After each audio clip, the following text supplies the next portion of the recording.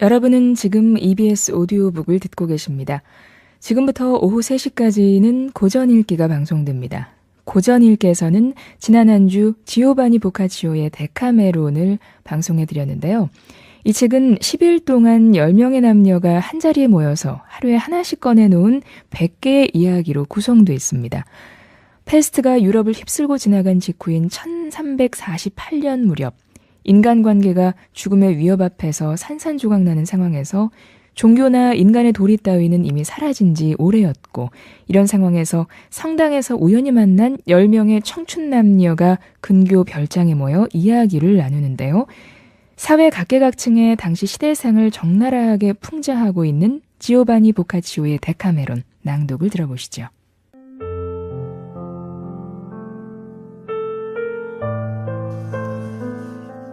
괴로워하는 사람을 가엽게 여기고 위로하는 것은 인정 있는 일입니다. 괴로워하는 사람 가운데 그러한 위로가 필요했거나 또는 받은 사람이 있다면 저도 그중 한 사람입니다. 사실 저는 젊었을 적부터 지금까지 신분이 다른 고귀한 분과의 사랑에 가슴을 태워왔기 때문입니다. 제가 한창 괴로워할 때 몇몇 친구들은 즐거운 이야기를 들려주거나 훌륭한 말로 위로해 주었습니다. 그러한 위로 덕분에 저는 죽지 않고 살 수 있었다고 지금도 굳게 믿고 있습니다. 영원하신 하나님께서는 그 무엇보다 뜨겁게 타올랐던 저의 사랑에 종지부를 찍어주셨습니다. 어떤 결의와 충고도 노골적인 치욕이나 위험에도 굴하지 않던 저의 사랑이 마침내 사그라지기 시작했습니다. 이제 저는 모든 괴로움에서 풀려나 그때의 사랑을 즐거운 추억으로 느끼게 되었습니다. 그러나 비록 고뇌가 사라졌다 할지라도 그때 여러분들이 제게 베풀어 주신 은혜를 어찌 잊을 수 있겠습니까? 저는 죽을 때까지 그 호의와 은혜를 결코 잊지 않을 겁니다. 생각해보면 은혜에 보답하는 일이야말로 가장 칭찬받을 일이고, 반대로 은혜를 저버리는 일이야말로 가장 비난받아 마땅한 일이 아닐는지요. 사랑의 고뇌에서 해방된 지금 저는 여러분의 은혜에 보답하는 심정으로 저의 이 기분을 얘기하고 싶습니다. 저를 구해준 사람이나 사리 분별에 능하여 위로 따윈 필요 없는 사람에게가 아니라 예전에 저처럼 구원이 필요한 사람들에게 말입니다. 비록 제가 줄 수 있는 도움이나 위로는 보잘것없겠지만 어떤 사람에게는 기묘할 수도 있으니까요. 흔히 이런 위로는 남자보다는 정숙한 여자에게 더 필요하다고 생각합니다. 왜냐하면 여인네들은 언제나 수줍어하고 떨면서도 그 부드러운 가슴 속에 은밀한 사랑을 불태우기 때문입니다. 그 사랑이 얼마나 뜨거운 것인지는 과거에 그것을 경험했거나 지금 겪는 분이라면 잘 아실 줄 압니다. 게다가 여인네들은 부모나 형제 혹은 남편의 기분과 기쁨, 주의 등에 묶여 하루 종일 좁은 방 안에 갇혀 삽니다. 그리고 반드시 즐겁다고 하기 어려운 갖가지 상념에 사로잡히지요.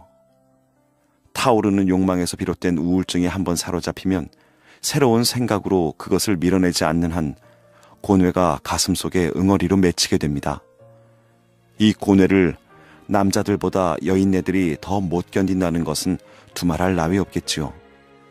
그렇습니다. 남자들은 사랑에 빠지더라도 그런 일은 일어나지 않습니다. 남자들은 우울증이나 상념에 사로잡혔을 때 그 기분을 털어버릴 방법이 얼마든지 있으니까요. 근처를 산책한다든가, 새잡이 망을 치러 간다든가, 사냥이나 낚시질을 가든가, 말을 타고 달리든가, 노름을 하든가, 장사에 몰두한다든가. 남자들이 기분을 달랠 소일거리는 많습니다. 반면 마음이 섬세한 여성들이 도움을 얻을 방법은 별로 없지요. 제가 지금 100편의 이야기를 소개하려는 까닭도 여성분들, 특히 사랑을 하는 여성분들에게 조금이나마 구원과 위로를 드리기 위함입니다. 이 100편의 이야기는 무서운 흑사병이 온 거리에 퍼졌을 때 존경할 만한 7명의 여성과 3명의 젊은 남성이 한자리에 모여 열흘 동안 나눈 이야기들입니다. 혹여 우울증에 사로잡힌 여성들이 읽는다면 즐거움과 좋은 충고를 얻으실 것이고, 피할 일과 따라야 할 일이 무엇인지 배우실 수 있을 겁니다. 그렇게 하다 보면 괴로운 마음도 덜어지겠지요. 이제부터 일명 갈레오토공 이야기라고도 불리는 데카메론의 이야기가 시작됩니다.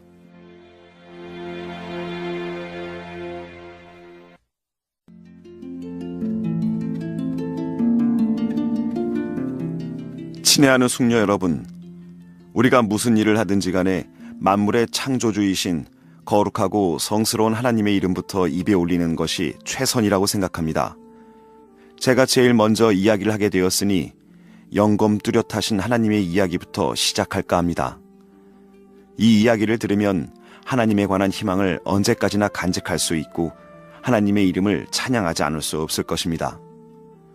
하나님의 은혜는 반드시 공적이 있는 사람에게만 주어지지 않습니다. 우리는 하나님의 관대한 자비를 깊이 인식해야 합니다. 제 아무리 예리한 사람도 유한한 인간의 눈으로는 하나님의 깊은 마음속을 들여다볼 수 없습니다. 그래서 때로는 마땅히 천벌을 받고 지옥으로 쫓겨가야 할 사람이 오히려 하나님의 수호자가 되는 우리 인간으로서는 이해할 수 없는 일이 일어나는 것입니다.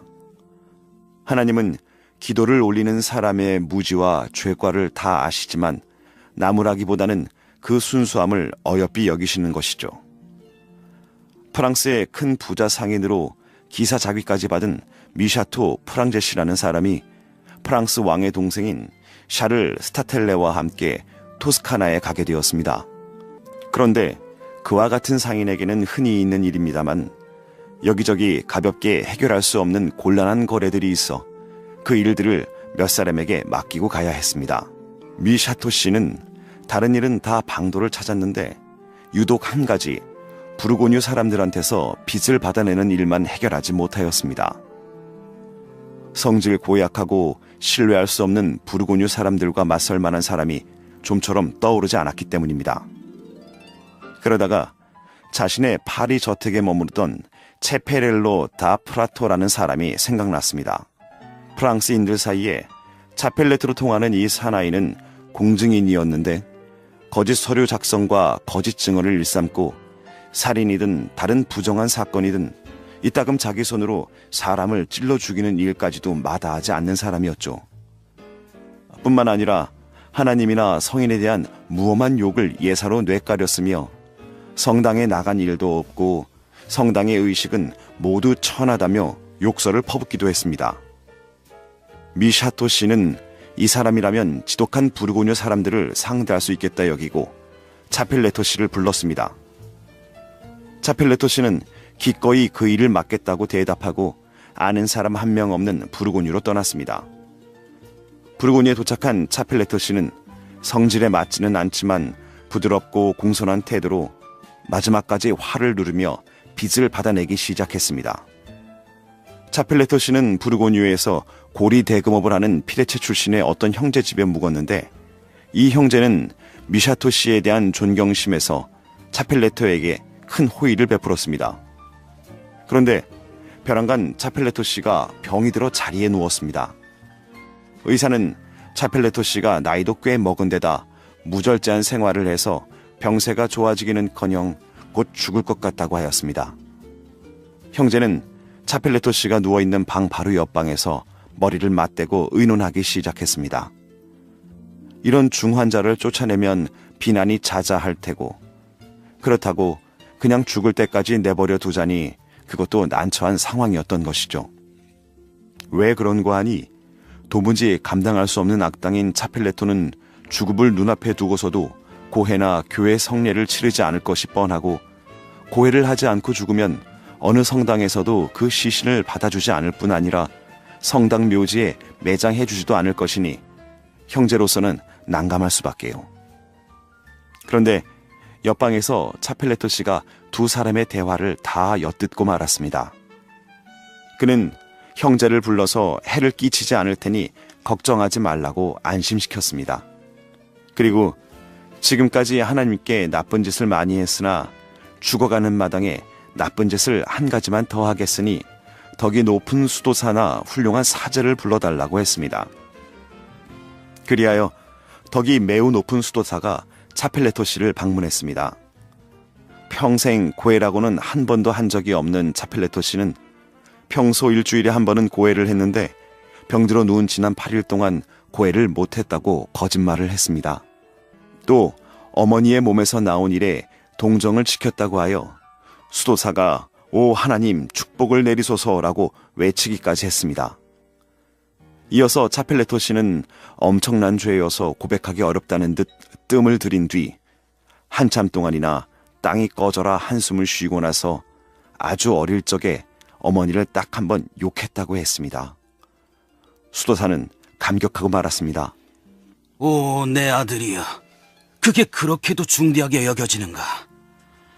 아, 많은 사람들이 날마다 하나님을 욕하고 있지. 하지만 하나님께서는 당신을 욕한 자라도 그것을 회개하면 기꺼이 용서해 주신다네. 설령 그대가 주님을 십자가에 못 박은 자라고 해도 지금처럼 깊이 회개한다면 주께서는 반드시 용서해 주실 것이야. 덕 높은 수도사는 차펠레토를 일러 최고의 덕을 갖춘 인물이라 축복하고 수도원에 묻어주겠다고 약속했습니다. 죽어가는 사람이 하는 고해를 어느 누가 믿지 않겠습니까? 한편 다른 방에서 차펠레토가 하는 말을 듣고 있던 두 형제는 뭐 저런 인간이 다 있을까 하며 웃음을 참고 있었습니다. 차펠레토 씨는 엉터리 고해를 한 바로 그날 밤에 숨을 거두었습니다. 덕 높은 수도사는 차펠레토 씨가 훌륭한 성자였다고 치켜세우며 설교했습니다. 수도사의 말을 들은 이 지방 사람들은 깊은 감동을 받고 차펠레토가 덕이 높은 사람이라고 꽉 믿게 되었습니다. 그리하여 차펠레토의 유해에 입을 맞추려고 사람들 사이에 한바탕 난리가 벌어졌고 차펠레토의 옷은 사람들의 손에 갈기갈기 찢겨졌습니다. 그의 덕에 대한 소문은 점점 더 커져서 불행한 일을 당하면 을에 차펠레토만 찾기 시작했습니다. 마침내 차펠레토 씨는 성 차펠레토라고 불리게 되었고 지금까지도 모든 이들이 그렇게 부르고 있습니다. 저는 이런 인간이 하나님 앞에서 축복받는 일이 도저히 있을 수 없는 일이라고 여기지는 않습니다. 비록 그의 생애는 극악무도했다 할지라도 하나님이 그를 가엾게 여기시고 천당으로 맞이하신 것은 그가 임종 때 회개하는 마음을 일으켰기 때문이겠죠. 하지만 겉으로 드러나는 것만 봐서는 우리 인간이 하나님의 섭리를 이해하기 어렵기에 그럴 수도 있다는 말씀이고요. 사실 저는 이런 자는 천당이 아니라 지옥의 악마에게 인도되어야 한다고 말하고 싶습니다. 만일 차펠레토가 천당으로 인도되었다면 우리 인간에 대한 하나님의 자비는 참으로 위대하다고 여길 밖에요. 자비로우신 하나님께서는 우리의 과오는 보지 않으시고 언제나 신앙의 순수함만을 보십니다. 지금 재앙의 한복판에 있는 우리도 하나님의 이름을 찬양할 때 건강과 구원을 얻을 수 있겠지요.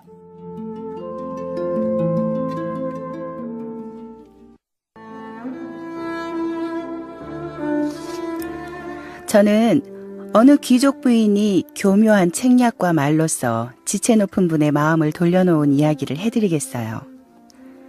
로마 카톨릭 교회의 호위 장관이던 몬페라토 후작은 무장한 기독교도가 터키인들과 맞선 십자군 전쟁에도 참가했던 명망 높은 분입니다.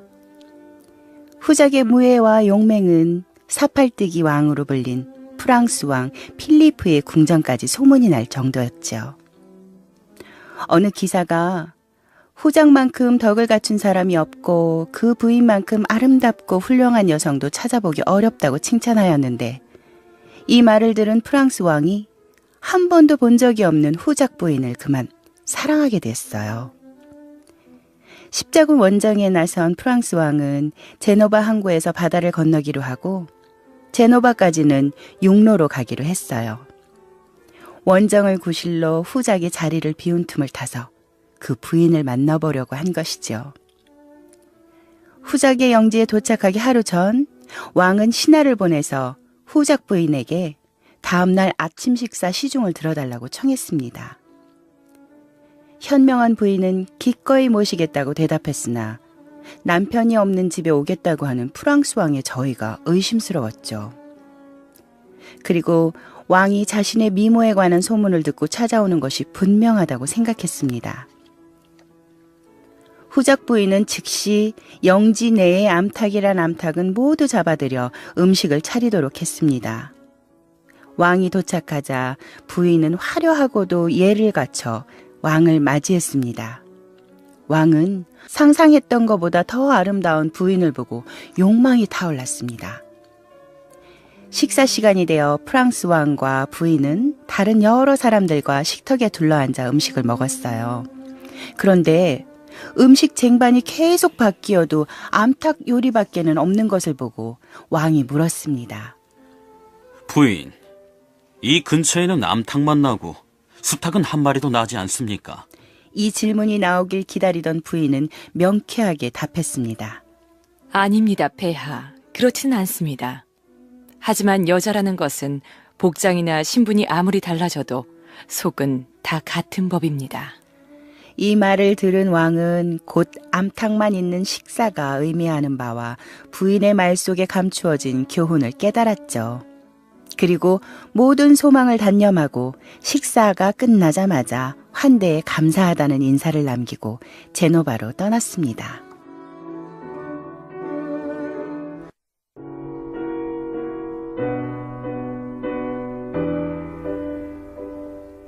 저는 남자들이 얼마나 바보인가, 동시에 그 어리석음의 정도가 얼마나 심한가, 다시 말해서 천성보다 자기들의 힘이 위라고 여기고 불가능한 것을 기상천외의 논리로 가능하게 할 수 있다고 자신하고, 아니면 천성을 어기고 남의 성질을 고치려고 애쓰는 모습을 드러내볼까 합니다.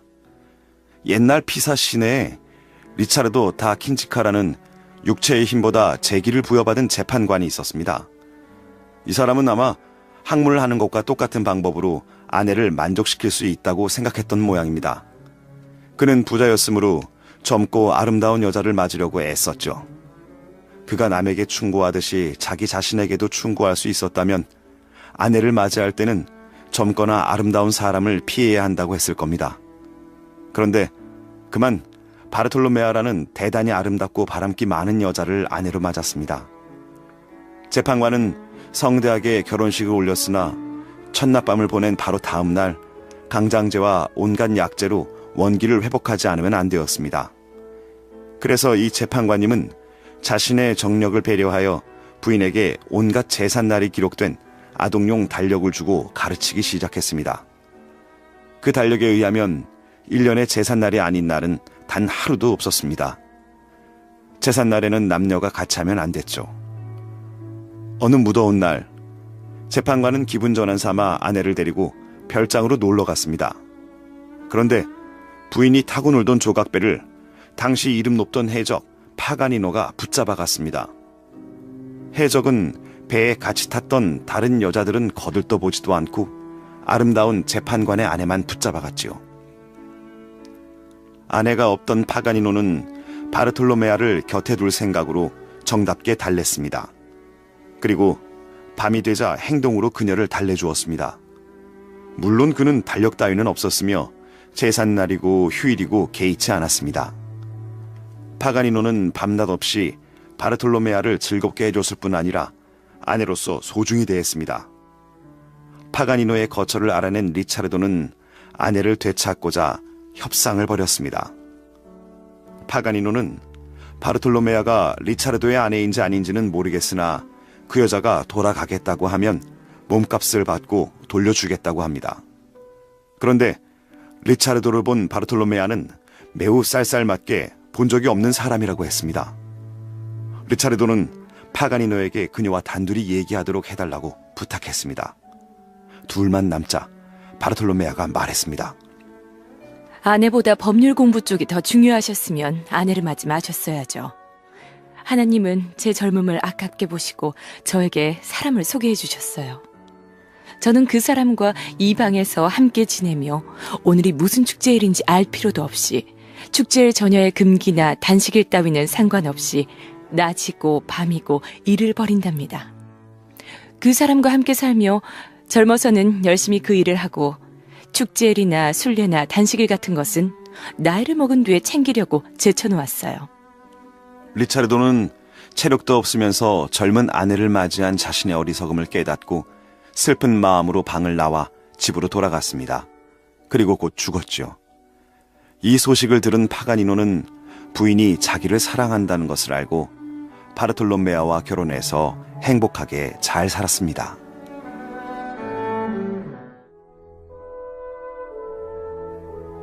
세상에는 젊은 여자에게 흰 두건을 씌우고 검은 옷만 입히면 돌로 만든 수녀까지는 아니더라도 이젠 여자가 아니거나 여자로서 욕정을 느끼지 않게 된다고 여기는 어리석은 남녀가 많습니다.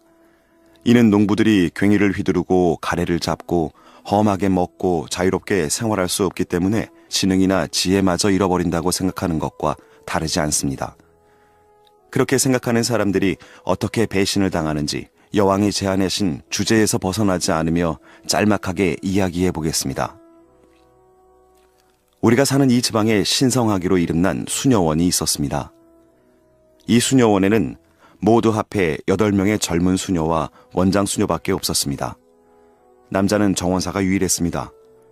그런데 정원사는 수녀원 급료가 너무 적다며 고향은 람포레키오로 돌아와 버렸습니다. 고향에 와보니 농부치고는 체격도 늘씬하고 얼굴도 호감 가는 마제토라는 젊은이가 있었습니다. 정원사는 마제토에게 수녀원 생활과 자신이 그만둔 이유, 그리고 그곳에 후임이 필요하다는 이야기를 해주었습니다. 마제토는 젊은 수녀들과 생활해보고 싶었습니다. 그러나 자기는 젊고 잘생겨서 채용하지 않을 수도 있다는 생각에 벙어리 흉내를 내며 수도원을 찾아갔습니다. 수녀원장은 일을 잘하고 귀머거리에다 벙어리인 마제토를 채용했습니다. 수녀들은 그가 못 알아듣는 줄 알고 천한 말을 예사로 퍼부었습니다. 그러나 시간이 지날수록 마제토와 수녀원장을 포함한 수녀들은 정이 들기 시작했습니다. 하지만 많은 수녀들에게 똑같은 정을 나누어주기 너무 힘들었던 마제토는 벙어리 흉내를 그만두고 혀짧은 소리로 하소연했습니다. 남자 10사람이 한 여자를 만족시키기도 어려운 법인데 자기는 혼자 9사람에게 정을 나누어줘야 하니 힘들어서 다른 일은 아무것도 할 수 없다고 말이죠.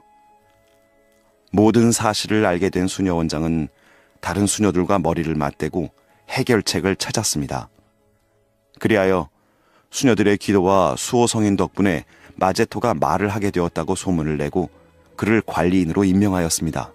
그리고 그가 체력을 유지할 방법을 찾아 피로를 덜어주었습니다. 그러는 사이에 수녀원장은 세상을 떠났고 마제토도 나이가 들어서 집으로 돌아왔습니다. 그는 늙은이가 되고 아버지가 되고 돈을 쓰기는커녕 잔뜩 짊어지고 아이를 기르는 고통도 모른 채 청춘을 잘 보내고 돌아온 것입니다. 마제토는 자신이 이렇게 성공하여 돌아올 수 있었던 것은 정말 예수님 덕분이라고 입버릇처럼 말했답니다.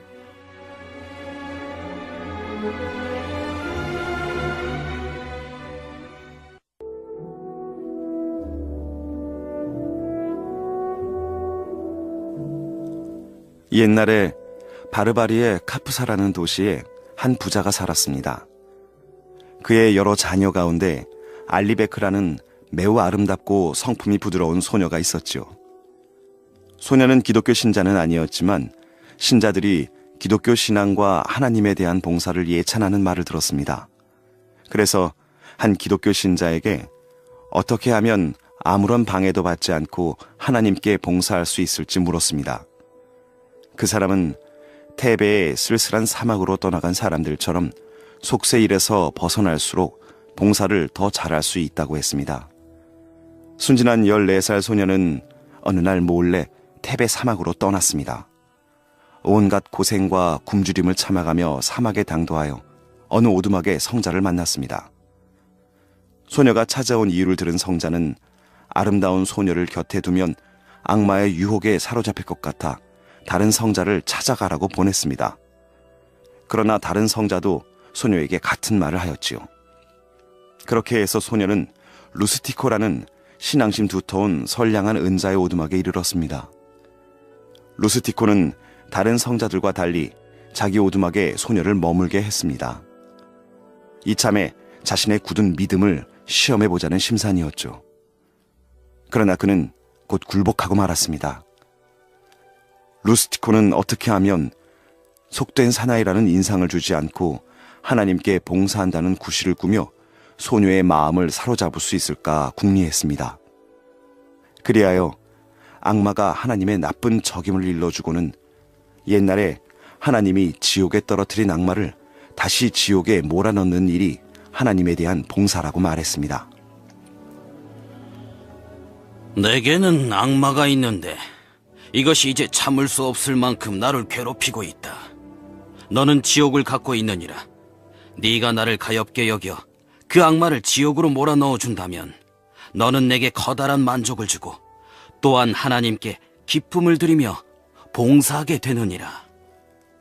그리고는 소녀에게 그 일을 어떻게 할 수 있었는지 가르쳐 주었습니다. 한편 그 무렵 카프사시에 불이 나서 알리베크의 아버지와 다른 자식들, 하인들과 집을 몽땅 태워버렸습니다. 그로 인해 알리베크가 유일한 상속자가 되었습니다. 그때 심한 낭비로 재산을 탕진한 네르발이라는 젊은이가 알리베크의 생존 소식을 듣고 찾아 나섰습니다. 네르발이 찾아오자 루스티코는 무척 기뻐하며 소녀를 인도했고 네르발은 싫다는 소녀를 데리고 카프사로 돌아와 아내로 삼았습니다. 마을로 돌아온 뒤 마을 아낙네들은 알리베크에게 사막에서 무엇을 했느냐고 물었습니다. 알리베크는 악마를 지옥에 몰아넣는 봉사를 했다며 네르발은 그와 같은 봉사를 못하게 한 큰 죄를 지었다고 했습니다. 어떻게 악마를 지옥에 몰아넣었냐는 아낙들의 질문에 소녀는 손짓 발짓으로 그 일을 설명해 주었고 아낙들은 웃음을 터뜨렸습니다.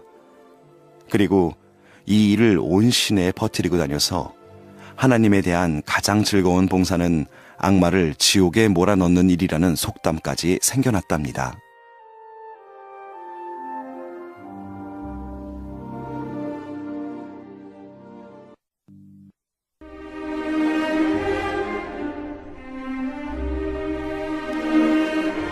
살레리노의 탕크레디 공에게 딸이 하나 있었습니다. 공의 유일한 소생이었죠. 기스몬다라는 이 딸은 부친에게 더할 나위 없는 사랑을 받았어요.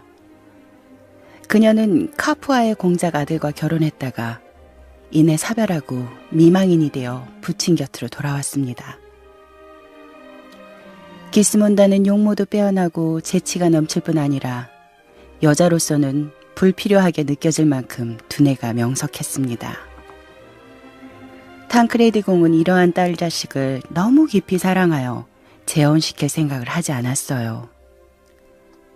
그러나 연인이 필요했던 기스몬다는 부친의 시중을 드는 사람들 가운데서 마음에 드는 청년을 한 명 선택했죠. 귀스카르도라는 이 청년은 신분은 낮았으나 품위가 있고 거동도 귀족적이어서 이 사람을 유심히 지켜보는 사이에 기스몬다는 더욱 격렬한 연정을 품게 됐습니다.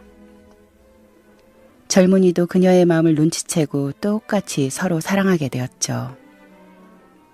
기스몬다는 어떻게 하면 둘이서만 만날 수 있을까 궁리하다가 그 방법을 쓴 편지를 갈대 줄기 속에 넣어 은밀히 건넸습니다.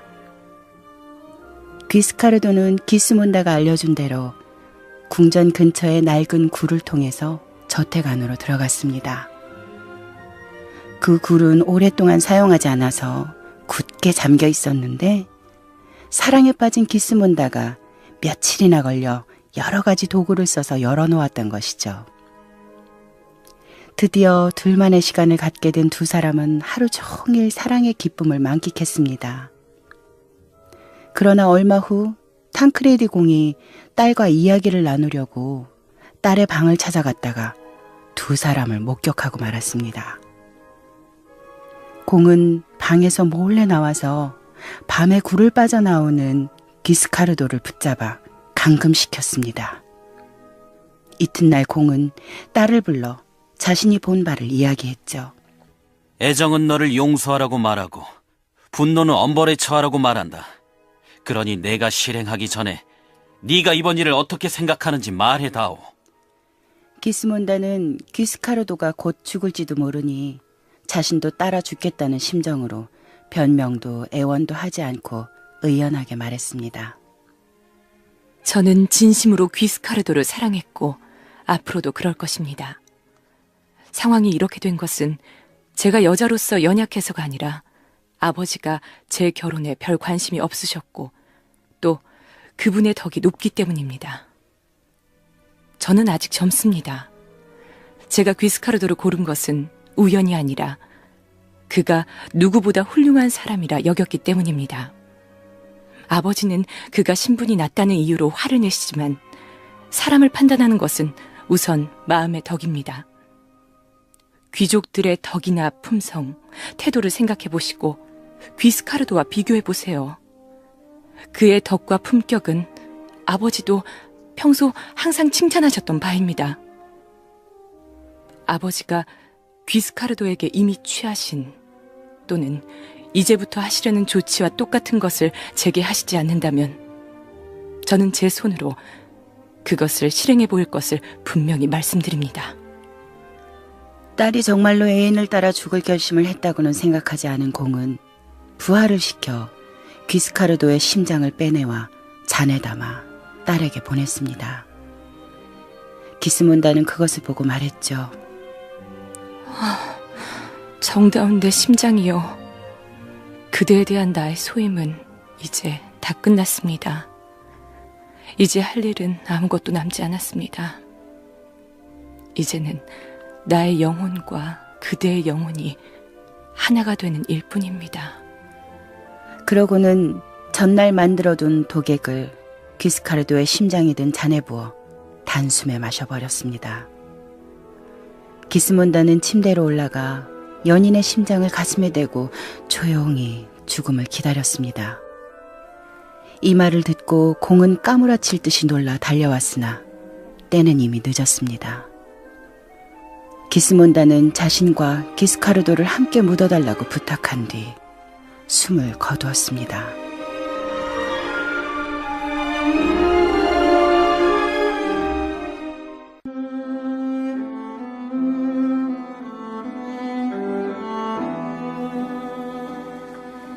메시나에 젊은 상인 세 형제가 살았습니다. 그들은 부친이 죽자 유산을 상속받아 대단한 부자가 됐죠. 그들에게는 리사베타라는 예쁘고 기품이 있는 여동생이 있었는데 리사베타는 오빠들의 일을 돕는 로렌초라는 젊은이를 좋아하게 되었어요. 두 사람은 상대방의 마음을 확인한 뒤에 서로 바라는 일을 하며 즐겁고 행복한 나날을 보냈습니다. 그런데 어느 날 밤 리사베타가 로렌초의 침실로 몰래 들어가는 장면을 큰오빠가 목격하고 말았습니다. 큰오빠는 이 사실을 다른 형제들에게 알리고 조용히 처리하기로 결정했습니다. 그래서 로렌초를 몰래 죽인 뒤 누이 동생에게는 그를 출장 보냈다고 둘러댔습니다. 시일이 흘러도 로렌초가 돌아오지 않자 리사베타가 로렌초의 소식을 자꾸 물었지만 오빠들은 화만 낼 뿐 가르쳐주지 않았습니다. 얼마 뒤에 리사베타가 슬피 울며 잠이 들었는데 머리가 헝클어지고 찢어진 옷을 입은 로렌초가 꿈속에 나타나서 자기는 오빠들 손에 살해되었다며 자신이 묻힌 장소를 일러주었어요.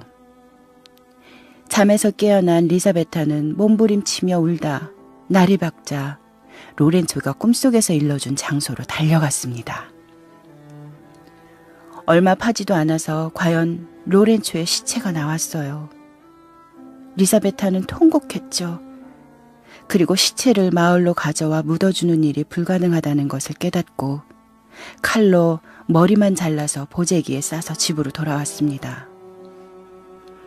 그녀는 방 안에 틀어박혀서 애인의 머리에 눈물을 쏟았습니다. 그리고 커다란 동백꽃 항아리에 그 머리를 넣은 뒤 흙을 덮고 동백나무 몇 가지를 심었습니다. 리사베타는 틈날 때마다 항아리 곁에 앉아서 그 속에 로렌초가 숨어 있기나 하듯이 마음을 호소하며 울었습니다. 이를 이상하게 여긴 오빠들이 항아리를 치우자 리사베타는 끈질기게 돌려달라고 매달리다가 그만 병에 걸렸어요. 알아 누워서도 리사베타는 항아리를 달라고 졸랐습니다. 오빠들이 아무래도 미심쩍어 항아리의 흙을 치우고 보니 로렌초의 머리가 나왔습니다. 놀란 오빠들은 로렌초를 죽인 것이 탄로날까 두려워 그 머리를 땅에 묻고는 적당한 구실을 붙여 나폴리로 이사했습니다. 리사베타는 그 후에도 계속 항아리를 돌려달라고 애원하다가 결국 죽고 말았습니다. 나중에 이 일이 세상에 알려져 누군가 이런 노래를 지었습니다. 내 꽃 항아리 누가 가져갔나? 그 나쁜 사람은 누구일까?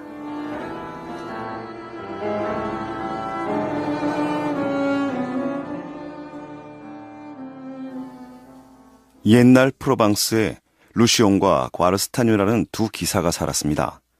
가문도 좋고 무예도 출중했던 두 사람은 서로 가깝게 지냈답니다. 두 사람의 성 역시 15km밖에 안 되는 가까운 거리에 있었죠. 그런데 과르스타뉴는 루시옹과 친한 친구 사이이면서도 그의 아내를 사랑했습니다. 루시옹의 아내는 정숙하고 몹시 아름다웠는데 과르스타뉴의 사랑을 깨닫고 서로 사랑하는 사이로 발전했습니다. 이를 눈치챈 루시옹은 우정 대신 증오를 품게 됐습니다. 루시옹은 교묘히 감정을 감추고 기회를 노리다가 마침 프랑스에서 마상 시합이 열리자 이 문제를 의논하자며 과르스타뉴를 불러들였습니다. 과르스타뉴는 무장도 하지 않고 루시옹의 성으로 향했습니다. 성에서 1-2km 떨어진 곳에서 매복하고 있던 루시옹은 그를 발견하자 그대로 달려들어 과르스타뉴의 가슴에 창을 꽂았습니다. 루시옹은 단도로 과르스타뉴의 가슴을 가르고 심장을 꺼내 부하에게 들려보냈습니다. 그리고 요리사에게 멧돼지 심장이라고 주어 특별히 맛있는 요리를 만들게 했습니다. 식사 시간이 되자 루시옹은 부인에게 요리를 칭찬하며 맛보게 했습니다. 부인은 맛있게 요리를 모두 먹었습니다. 그러자 루시옹이 말했습니다. 살았을 때 아주 좋아했으니 죽어서도 좋겠지? 부인이 겨우 물었습니다. 저에게 먹인 이 요리가 무엇입니까? 사실을 알게 된 부인은 루시옹에게 비열하고 악랄하다고 비난한 뒤 그 죄는 자기에게 있으니 자신이 벌을 받아야 한다며 주저하지 않고 창밖으로 몸을 던졌습니다. 부인의 몸은 산산조각이 났고 루시옹은 후회했습니다. 그리고 프로방스 주민이나 프로방스 백작에게 이 일이 알려질까 두려워 멀리 떠났습니다.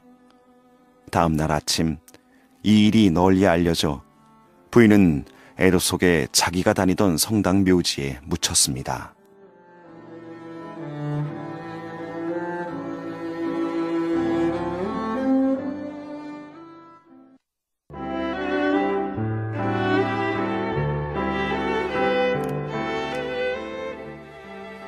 로마냐의 리치오 다 발보나라는 예의 바르고 부유한 기사가 있었습니다.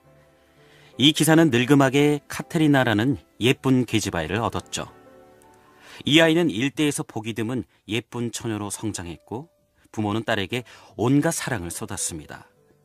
그런데 카테리나는 곧잘 아버지를 찾아와 얘기를 나누고 가는 늘씬한 체격의 미남 청년 리차르도 마나르디 다 포레티노를 사랑했습니다.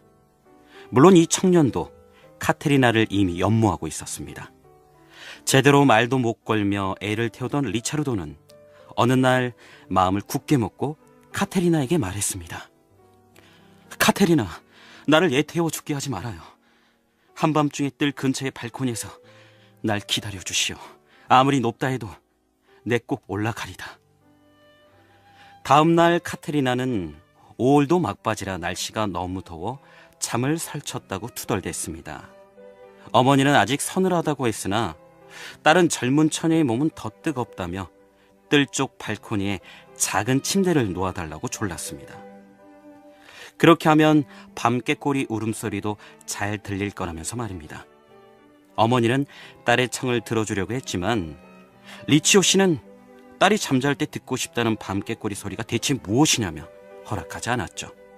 화가 난 카테리나는 밤새 더워 죽겠다며 어머니를 못살게 굴어 마침내 발코니에 침대를 놓으라는 아버지의 허락을 받았습니다. 발코니에서 은밀히 만난 카테리나와 리차르도는 밤새 사랑을 나눴습니다. 날이 밝아올 무렵 두 사람은 피곤에 지쳐 곤히 잠들었습니다. 아침이 되어 딸의 처소를 찾은 리치오 씨는 뒤로 자빠질 듯 놀랐습니다. 딸과 리차르도가 함께 잠들어 있는 광경을 목격하고 잠시 멍하니 섰던 그는 침실로 가서 부인을 깨웠습니다. 아이고, 빨리 일어나서 보고 와요. 부인도 그 광경을 보고 소리를 지르려고 했으나 리치오 씨가 부인을 말렸습니다. 이제 이 사내는 딸의 것이야. 리차르도는 귀족인데다 부자야. 이만한 사윗감도 없지. 두 사람을 결혼시키면 밤꾀꼬리는 제 둥지를 찾는 셈이니 잘된 일 아니오. 이런 말이 오가는 동안 리차르도가 문득 잠에서 깨어나 카테리나를 깨웠습니다. 야단났어.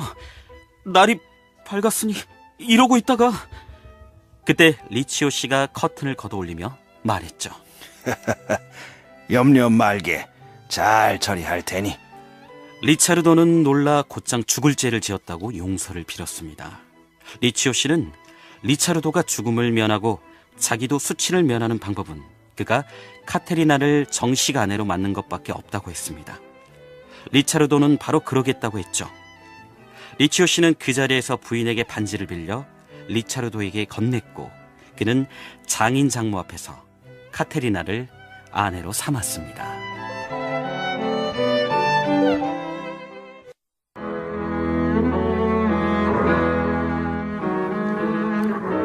옛날 피렌체에 페데리고라는 청년이 살았습니다. 필리포 알베리기시의 아들인 이 청년은 토스카나 지방의 어느 젊은이보다 예의가 바르고 무예가 뛰어났는데 그만 피렌체에서 가장 아름다운 부인 조반나를 연모하게 됐습니다. 그는 부인의 사랑을 얻고자 무술대회나 화려한 연회를 열고 값비싼 선물을 바치는 등 최선을 다했으나 정숙한 부인이었던 조반나는 눈 하나 깜짝하지 않았습니다. 결국 재산을 탕진한 페데리고는 무일푼 가난뱅이가 됐습니다.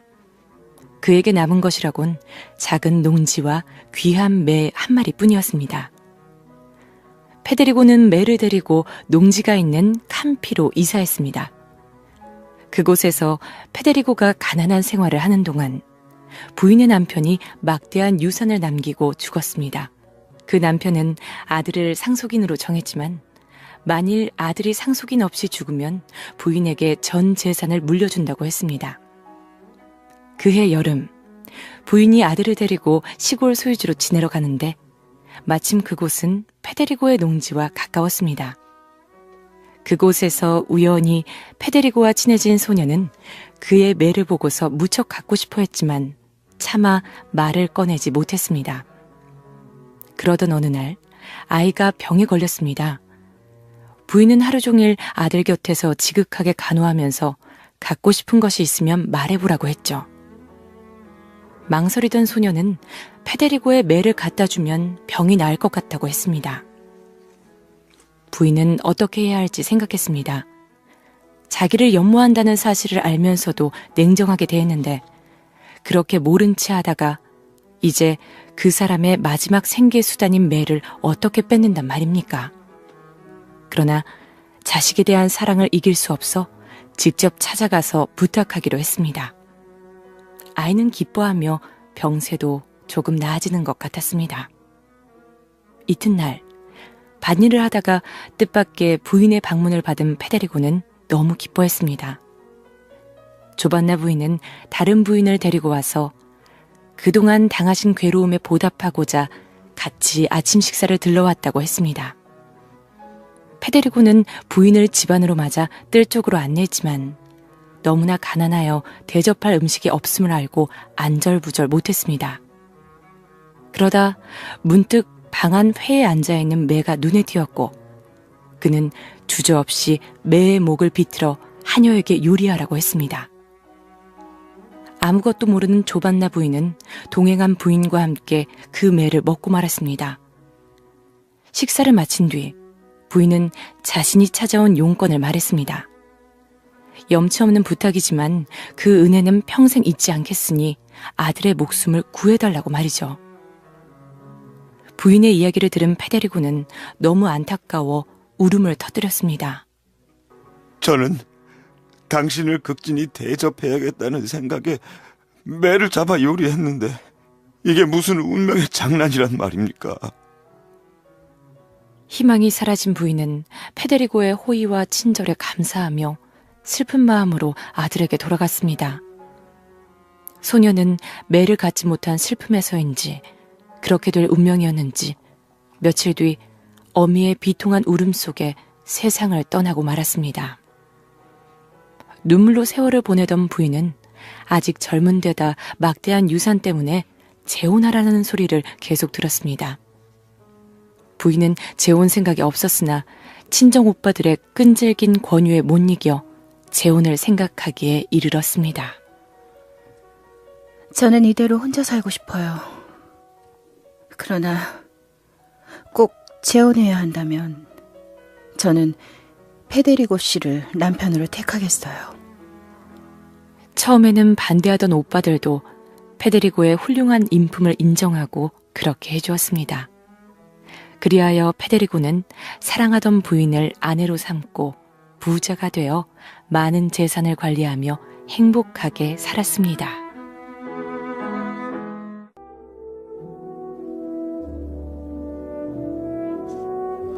페루지아에 피에트로 디 빈촐로라는 부자가 살았습니다. 이 사나이는 세상의 눈을 속이고 사람들의 악평을 잠재울 심산으로 아내를 얻었습니다. 무슨 얘긴가 하니 피에트로는 여자보다는 남자에게 조금 더 관심이 있었던 것입니다. 그런데 이 사람이 얻은 부인은 불타는 빨간 머리에 원기왕성한 미인이었습니다. 얼마 뒤 남편의 비밀을 눈치챈 부인은 처음에는 남편을 욕하고 애를 태웠으나 이렇게 살다가는 남편의 버릇을 고치기 전에 자기가 먼저 말라 죽을 것이라고 거의 포기 상태가 되었습니다. 내가 욕망을 버리고 살 작정이었으면 벌써 수녀가 되었지. 그럴 수 없어서 이렇게 결혼했는데 그 작자가 나에게 기쁨과 즐거움을 가져다 주길 기다렸다간 할망구가 될 게 아닌가? 늙어서 젊음을 헛되이 보낸 것을 뉘우친들 무슨 소용인가? 젊을 때 마음껏 즐겨야 해. 이 선량한 여인은 이런 생각을 남몰래 실천하려고 하다가 어느 노파와 친해졌습니다. 이 노파는 누구나 성녀로 여기는 사람이었죠. 부인이 속마음을 털어놓자 노파가 말했습니다.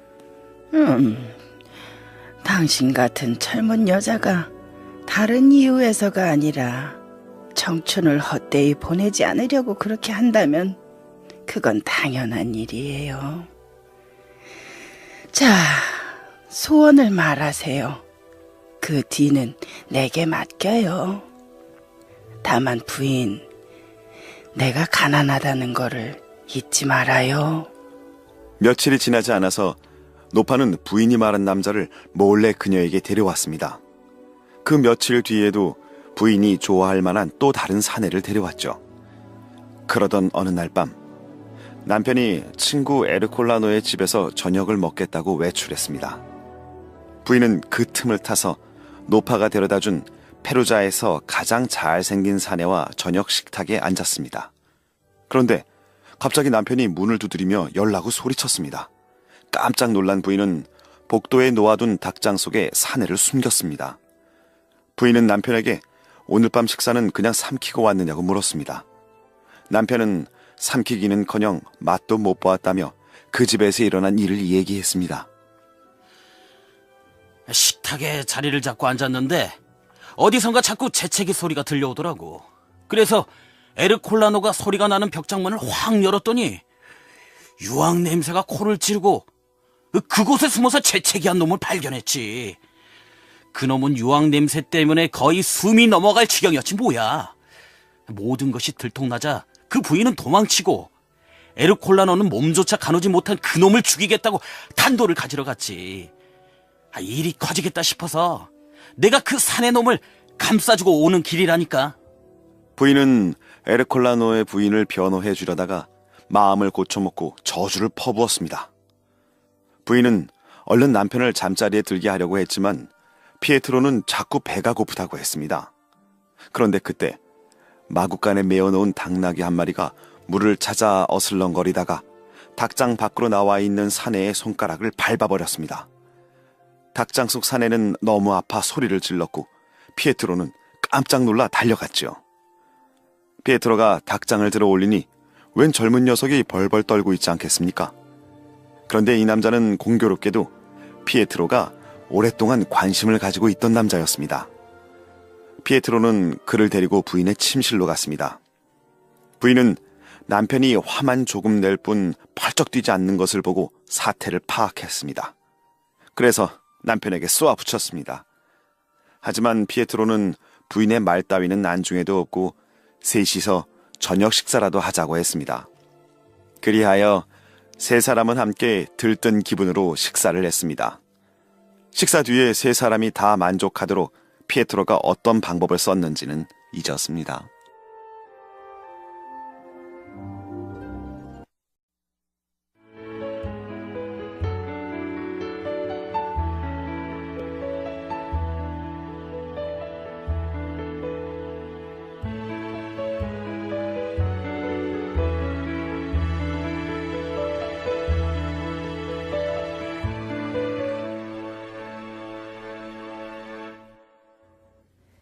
EBS 오디오북 고전 읽기 함께 하고 계십니다.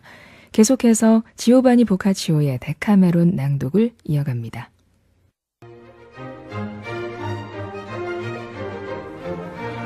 쿠라도 잠필리아치는 언제나 개를 훈련시켜 사냥에 정신을 쏟았습니다. 어느 날 그는 페레톨라 근처에서 매를 이용하여 학을 한 마리 잡았습니다. 그는 베네치아 태생의 요리사 키키비오에게 저녁 식사 때 먹도록 맛있게 요리해 놓으라고 명령했습니다. 소탈하고 재미난 성품을 지닌 키키비오가 막 학을 굽고 있을 때 이웃집 만학이 들어왔습니다. 키키비오가 홀딱 반한 여자였습니다. 이 여자는 학다리를 하나만 달라고 졸랐습니다. 키키비오가 안 된다고 하자 이 여자는 그럼 나도 당신이 갖고 싶어하는 걸 절대로 안 줄 테야 했습니다. 키키비오는 여자를 달래려고 학다리를 뚝 떼어서 주었습니다. 키키비오가 쿠라도와 손님들 앞에 한쪽 다리가 없는 학을 내놓자 쿠라도는 깜짝 놀라 어떻게 된 거냐고 물었습니다. 이 베네치아 거짓말쟁이는 서슴없이 대답했죠. 나리, 원래 학은 다리가 하나밖에 없습니다. 쿠라도는 화가 났지만 손님 앞이라 참고 으름장을 놓았습니다. 너는 다리 하나짜리 학을 내게 보여줘야 할 것이다. 아니면 사는 동안 내 이름을 고통스럽게 기억하도록 혼을 내줄 테니 그리 알아라.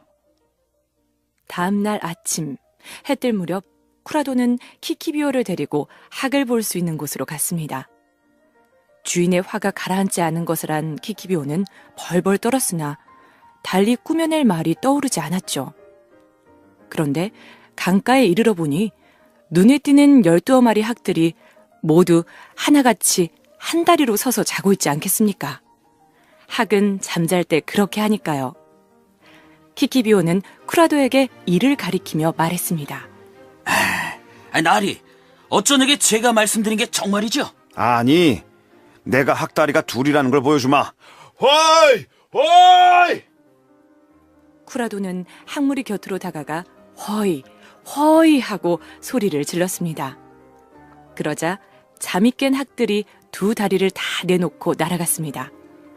그러자 쿠라도는 키키비오를 바라보며 의기양양하게 말했습니다. 어떠냐 이 거짓말쟁이야. 다리가 둘이란 걸 알겠지? 키키비오가 우물쭈물 하더니 대답했습니다. 하지만 나리는 어쩌냐게 호이 호이 하고 외치지 않으셨습니다. 뭐 그러셨더라면 그 학도 한쪽 다리마저 내놓았을 텐데요. 쿠라도는 이 대답이 마음에 들었으므로 웃으며 키키비오를 용서해 주었습니다. 키키비오는 재치 있고 유쾌한 대답으로 재난도 면하고 주인과의 사이도 원만해졌습니다.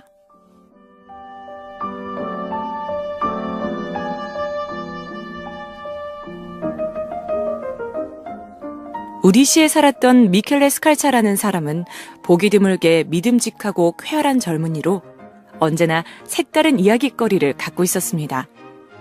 어느 날 미켈레와 그 친구들 사이에 어느 가문이 피렌체에서 제일 가는 귀족이며 오래된 집안일까를 두고 말씨름이 벌어졌습니다. 누구는 우베르티 가문이라 하고 누구는 람베르티 가문이라 하고 저마다 다른 가문을 들먹이며 논쟁을 하는데 미켈레가 빙그레에 웃으며 바론치 가문이라고 했습니다. 친구들은 그의 생각을 비웃었습니다. 그러자 미켈레가 말했습니다. 그럼 누구 나랑 내기하지 않겠나? 내기에 진 사람이 이긴 사람에게 저녁을 대접하되 이긴 사람뿐 아니라 그 사람이 선택한 친구 6명까지 같이 대접하는 걸로 말이야. 네리 만이라는 친구가 내기에 응했습니다. 친구들은 피오레 디 피오렌티노를 심판으로 뽑고 미켈레의 집으로 몰려갔습니다. 피오레는 먼저 네리의 얘기를 듣고 나서 미켈레에게 주장을 증명해 보이라고 했습니다. 그러자 미켈레가 말했습니다. 인간들은 오래될수록 귀하다고 하네. 그러니 바론치 가문이 가장 오래됐다고 하면 가장 귀족성이 높다는 말이 되겠지. 내가 여기서 하고자 하는 말은 바론치 집안은 신께서 그림을 익히기 시작할 때 창조하신 집안이라는 걸세. 다른 가문들은 신의 그림 솜씨가 어느 수준에 이르렀을 때 창조하신 집안이고 말이지. 다른 가문 사람들은 신체의 균형이 잘 잡혀 있는데 바론치 가문 사람들은 그렇지가 않거든. 어떤 자는 길고 좁은 얼굴을 가지고 있는가 하면은 어떤 자는 얼굴이 넓고 어떤 자는 코가 기다랗고 어떤 자는 짧다네. 주걱턱도 있고 당나귀 턱도 있어. 또 한쪽 눈이 다른 쪽보다 큰 자도 있고 볼이 축 처져서 붙은 사람도 있지. 그야말로 그림을 막 배우기 시작한 어린아이가 그린 얼굴이 아닌가. 바론치 가문은 신께서 그림을 익힐 무렵에 만든 집안임이 분명해. 따라서 다른 가문보다 오래되었고 그러니 고귀한 가문이라고 해야 하지 않겠나? 미켈레의 유쾌한 증명에 모두 웃음을 터뜨리고 그가 이겼음을 인정하며 피렌체는 물론이고 전 세계를 통틀어 바론치 집안이 가장 오래된 가문이라고 동의했습니다.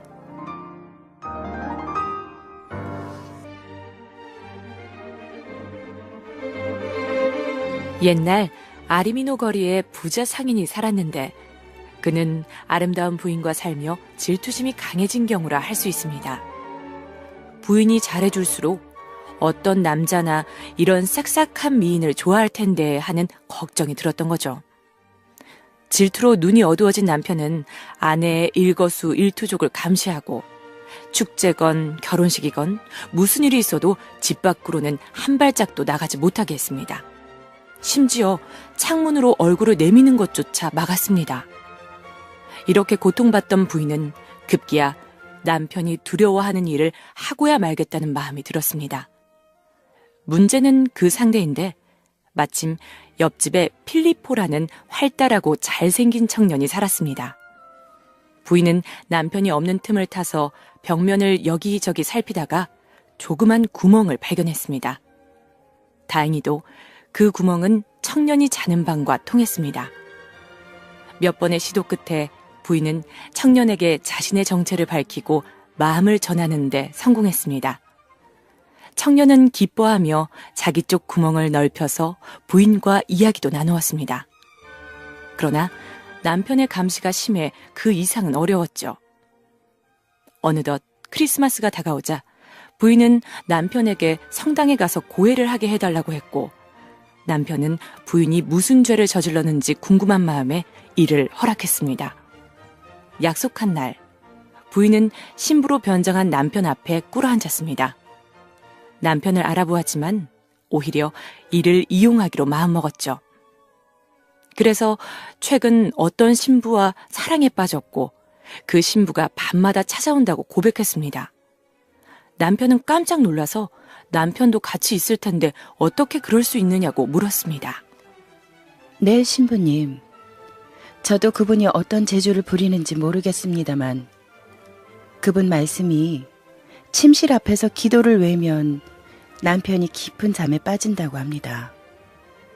남편이 잠들면 문을 열고 들어와 저와 잠자리를 하죠. 남편은 부인을 돌려보낸 뒤 집으로 돌아와 그 신부와 부인을 혼낼 방법을 궁리했습니다. 그리고 부인에게 자고 들어올지도 모르니 먼저 자라고 하고 칼을 품고 아래층 방에 숨었습니다. 부인은 그 사이에 필리포를 불러들였습니다. 남편이 망을 보는 새에 청년은 지붕을 타고 들어왔죠. 이렇게 몇 날 밤을 남편은 추위에 떨며 망을 보았습니다. 마침내 힘들어서 더는 망을 볼 수 없게 된 남편이 아내에게 대체 무슨 고해를 했느냐고 따져 물었습니다. 나는 당신이 신부로 변장한 거 알아요. 그래서 당신이 듣고 싶어 하는 말을 한 것뿐이에요. 잘 생각해보면 말도 안 되는 일을 당신은 질투에 눈이 어두워서 고지 곧대로 믿고 당신밖에 모르는 아내를 의심한 거죠. 이 말에 남편은 더 이상 의심을 하지 않게 되었습니다.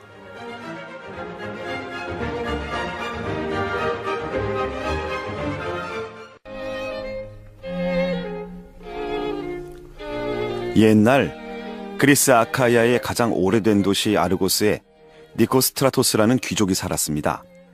이 사람은 나이 들어 리디아라는 아름다운 귀부인을 아내로 맞았습니다. 귀족에다 부자인 그는 사냥에 심취하여 개와 매를 많이 길렀답니다. 이 귀족은 하인 가운데 피루스라는 기품 있고 잘생긴 청년을 특히 아꼈는데 리디아 부인도 그만 이 하인에게 연정을 품고 말았습니다. 부인은 밤이나 낮이나 피루스를 열망했지만 마음을 전할 길을 찾지 못해 고민하다가 신복 하녀를 불렀습니다. 루스카, 아무리 재산이 많으면 뭐하니? 내 마음속은 온통 피루스뿐인데 어떻게 하면 좋겠니? 피루스에게 내 마음을 전해줄 수 있겠니? 하녀는 걱정 말라고 한 뒤 피루스를 만나서 부인의 마음을 전했습니다.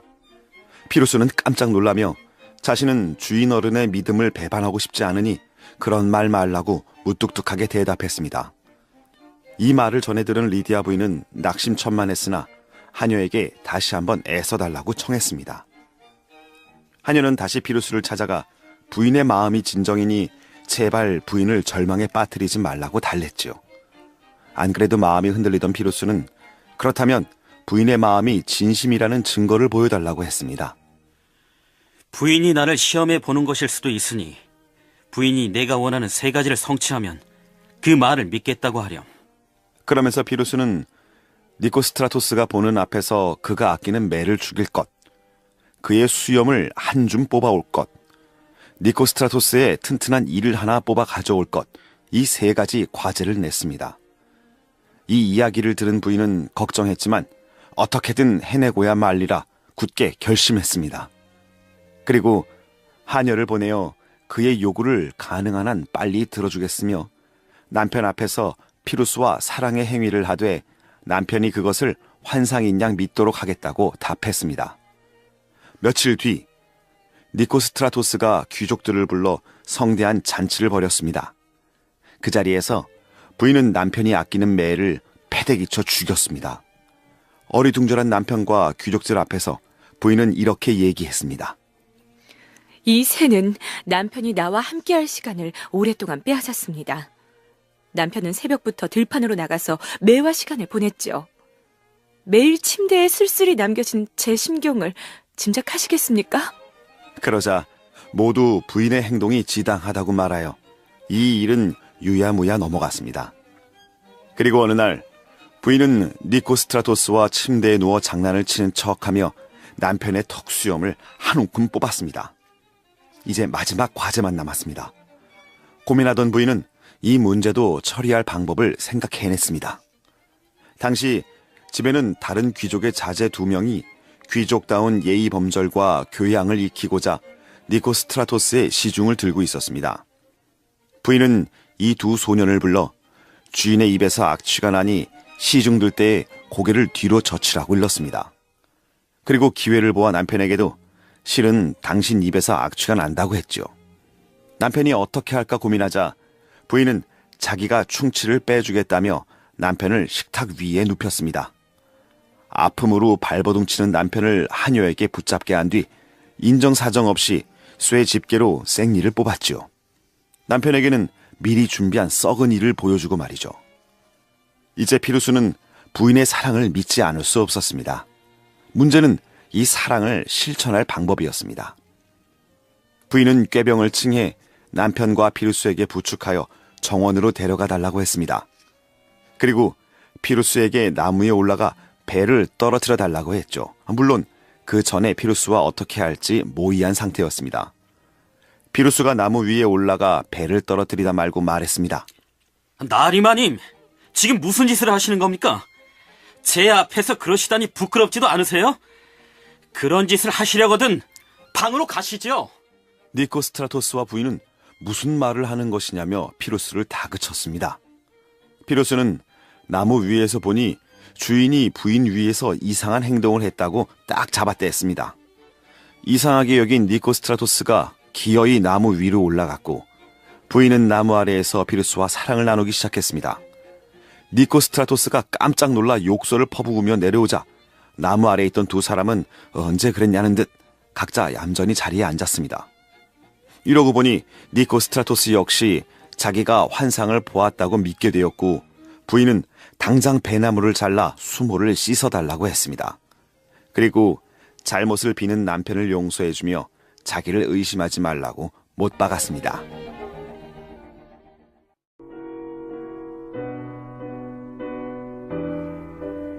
필로스트라토의 이야기를 들으니 나도 칼란드리노와 그 친구의 이야기가 생각나는군요. 칼란드리노와 브루노, 부팔마코가 어떤 사람인지는 굳이 설명하지 않아도 아시겠죠.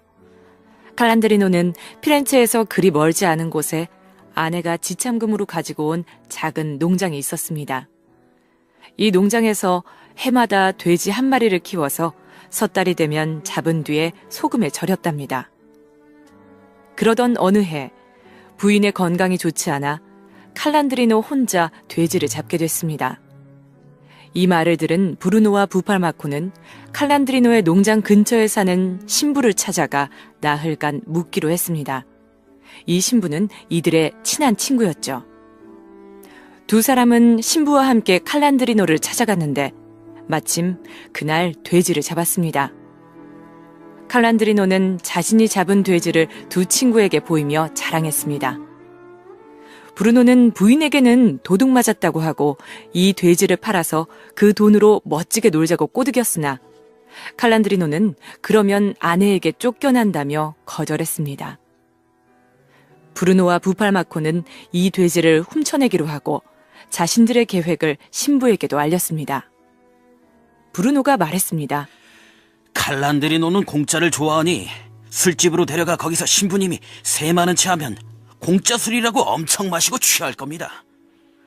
과연 마음껏 술을 퍼마신 칼란드리노는 집에 돌아와 문단속도 하지 않고 쓰러져 잠들었습니다.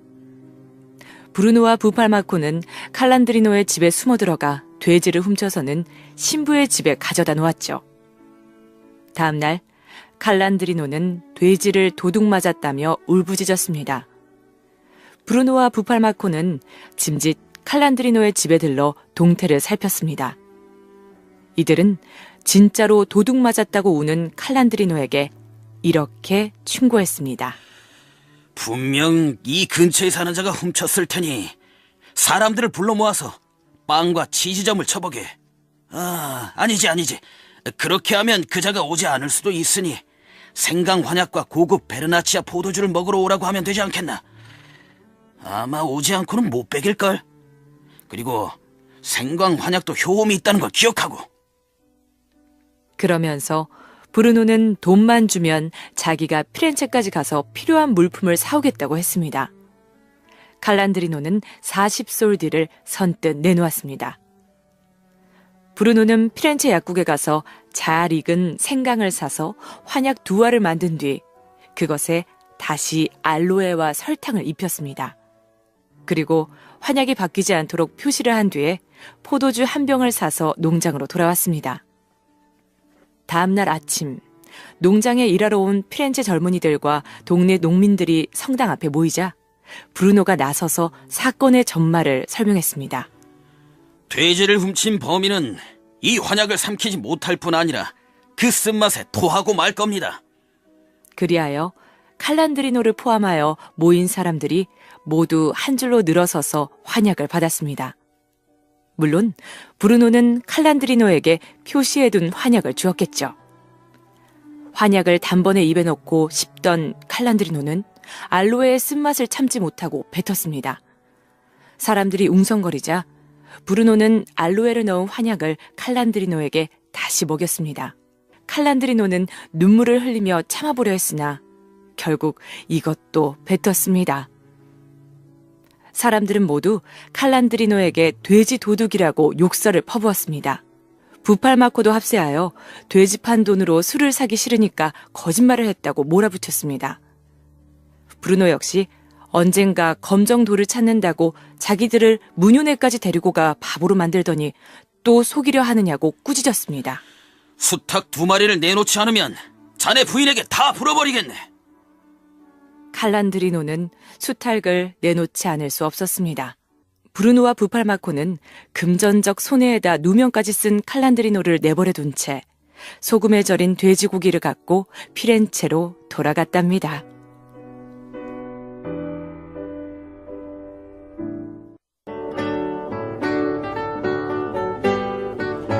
그런데 얼마 뒤 부인의 애인이 그만 다른 여자에게 마음을 빼앗겨버렸습니다. 부인은 눈물로 나날을 보냈습니다. 충성스러운 하녀는 지나가던 학자를 보고선 부인에게 강신수를 써서 애인의 마음을 다시 돌릴 수 있지 않겠느냐면서 학자 청년이 잘할 테니 한번 부탁해보자고 했습니다. 하녀에게 이 말을 전해들은 학자는 마침내 복수할 기회가 찾아왔다며 속으로 쾌재를 불렀죠. 그는 직접 만나서 알려주겠다고 하여 부인과 만났습니다. 부인은 과거 일은 까맣게 잊고 도와달라고 매달렸습니다. 학자가 말했습니다. 부인, 그 애인을 대신할 노수의 인형을 만들어 보낼 테니 밤에 혼자 알몸으로 강물에 들어가 그 인형과 목욕하십시오. 7차례를 해야 합니다. 목욕을 하고 난 뒤에는 알몸으로 나무 위나 빈집 지붕 위에 올라가 인형을 들고 북쪽을 향해 내가 써줄 기도문을 7번 외우세요. 그러고 나면 아름다운 아가씨 둘이 다가올 겁니다. 그 아가씨들에게 당신의 소망을 말하세요. 이때 반드시 상대방 이름을 정확히 말하세요. 아가씨들이 돌아가면 당신은 옷을 입고 돌아오시면 됩니다. 그러면 다음날 애인이 눈물을 흘리며 용서를 빌 겁니다. 부인은 자기 소유의 농장 옆에 적당한 강과 빈 탑이 있으니 그리로 가서 시킨 대로 하겠다고 다짐했습니다. 학자는 아무렇게나 쓴 기도문을 부인에게 보냈고 부인은 즉시 하녀를 데리고 농장으로 갔습니다. 물론 학자도 그 근처 친구 집에 갔지요. 부인은 밤이 되자 혼자 알몸으로 인형을 들고 탑으로 걸어갔습니다. 학자는 탑 옆 숲속에 숨어 이 모양을 지켜보았습니다. 부인의 아름다운 자태에 잠시 갈등이 일어났으나 분노를 되새기며 결의를 다졌지요. 부인은 탑 위로 올라가 기도문을 외웠고 학자는 살그머니 부인이 타고 올라간 사다리를 치웠습니다. 부인은 학자가 시킨 대로 했지만 아무리 기다려도 아가씨들은 나타나지 않았습니다. 이상하게 여긴 부인은 탑 아래로 내려오려고 했으나 사다리가 없어진 걸 알고 쓰러져 울었습니다. 아무리 학자를 욕하고 원망해도 소용없었죠. 이윽고 해가 뜨기 시작했습니다. 부인은 아래쪽을 쳐다보다가 나무 밑에 있던 학자와 눈이 마주쳤습니다. 부인은 학자에게 하소연했습니다. 이제 할 만큼 하셨어요. 지난번 일은 당신이 편하실 때 얼마든지 보상하겠어요. 제발 내 명예를 해치지 말아주세요. 잠시 학자의 마음은 복수의 쾌감과 연민 사이를 오갔으나 복수심이 더 강했습니다. 당신의 명예가 그토록 소중하다면 지난번에 당신의 팔에 안겨있던 사내에게 부탁하지 그러십니까? 당신은 교활하게도 뒤로는 나를 욕하면서 달콤한 말을 내뱉고 있으나 내 지성의 눈은 속일 수 없습니다. 당신 같은 천한 여자는 징벌을 받아 마땅합니다. 거기서 그토록 내려오고 싶다면 뛰어내리세요. 그러면 목뼈가 부러져 지금의 그 괴로움에서 벗어날 겁니다. 그러는 사이에 해는 점점 더 높이 떠올랐고 부인은 추위만큼 햇볕도 견디기 어렵다고 다시 울며 애원했습니다. 그러나 학자는 자기를 괴롭혔던 추위를 생각해보라며 냉정히 대꾸한 뒤 하인에게 탑을 감시하라고 하고 자기는 친구 집으로 가버렸죠. 절망에 몸부림치다 잠이 든 부인이 눈을 떠보니 한낮의 뜨거운 태양이 부인의 연약한 몸에 온통 물집을 만들어 놓고 파리와 등에 같은 곤충들까지 드러난 피부를 공격했습니다. 이제 온몸이 상처투성이에 심한 갈증까지 겹쳐 부인은 죽기 직전이었습니다. 그때 학자가 다시 탑으로 왔습니다. 부인은 마지막으로 살려달라고 애원했지요. 그러나 학자는 더 독하게 뿌리쳤습니다. 마침내 저녁이 되었습니다. 학자는 이만하면 되었다 여기고 부인의 옷을 가져오게 하여 부인의 하녀에게 주었습니다. 하녀는 두려움에 질려 그 옷을 들고 학자가 일러준 탑으로 달려갔죠. 그런데 그때 부인 농장의 소장농도 탑 아래를 지나가다가 부인을 발견했습니다. 하녀는 소장농이 세운 사다리를 타고 올라가 부인의 처참한 몰골을 목격하고 울었습니다. 옷을 입은 부인은 소장농의 부축을 받아 무사히 내려왔으나 하녀는 발을 헛디디는 바람에 굴러떨어져 허리뼈가 부러졌어요. 부인과 하녀가 풀밭에 앉아 울고 소장농도 두 사람이 가엾어 울었습니다. 소장농은 형제와 아내를 불러 널빤지에 두 사람을 태우고 집으로 데려갔습니다. 그런데 부인은 그 와중에도 자기에게 일어난 일을 거짓으로 꾸며서 얘기했다죠. 이 일이 있은 뒤로 부인은 애인의 일은 잊고 사람을 사랑하거나 속이는 일을 신중히 여기게 되었답니다. 여러분도 사람을 놀릴 때에는 조심하셔야 합니다. 특히 그 상대가 학자일 때는 말이죠.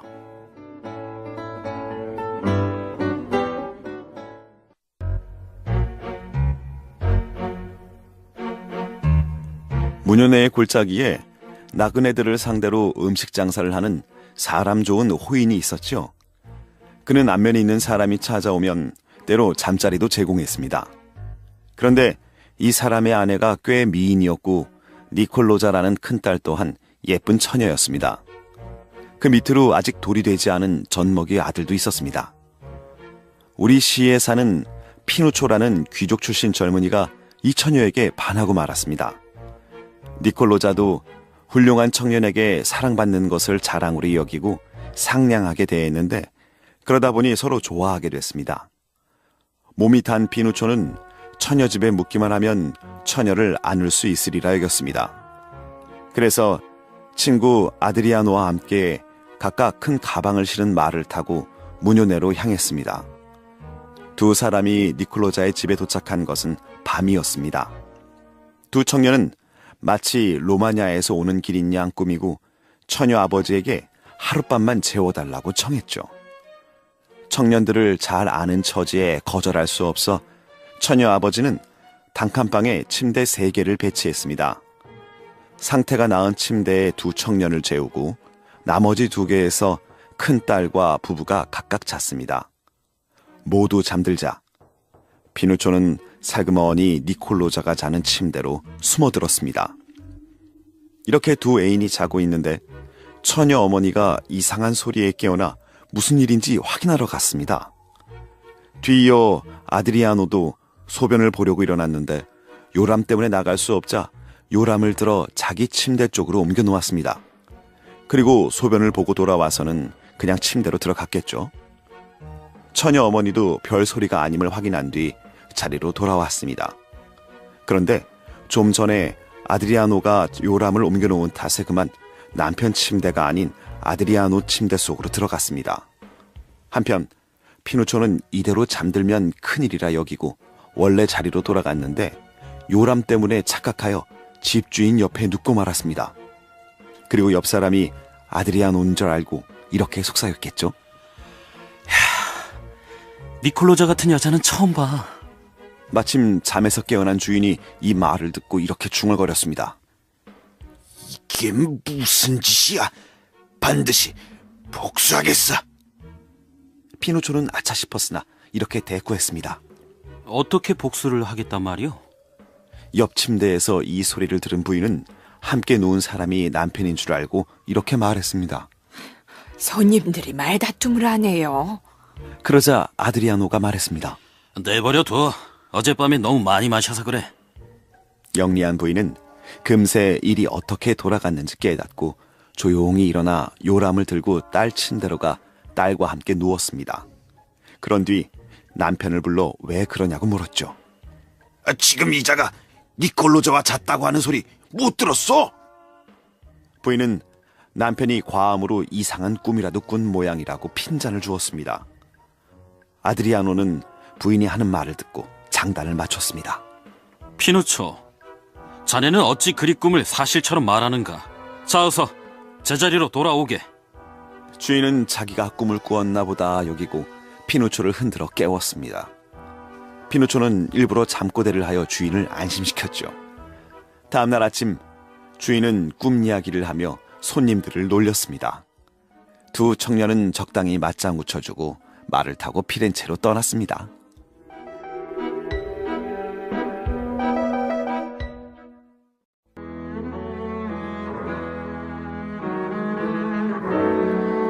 흰 비둘기 속에 검은 까마귀가 섞여 있으면 비둘기의 흰빛이 더 두드러지듯 지혜로운 사람 사이에 어리석은 자가 있으면 지혜로운 사람이 더 도드라져 보이게 마련입니다. 여러분처럼 점잖으신 분들 틈에 저처럼 지혜가 부족한 사람이 있으면 여러분의 훌륭함이 더 돋보이지 않겠습니까?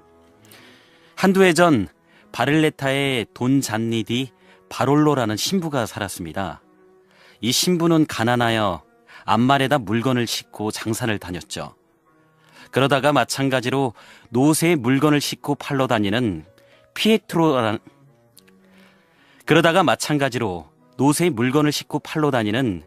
피에트로라는 트레산티 사람과 친해졌습니다.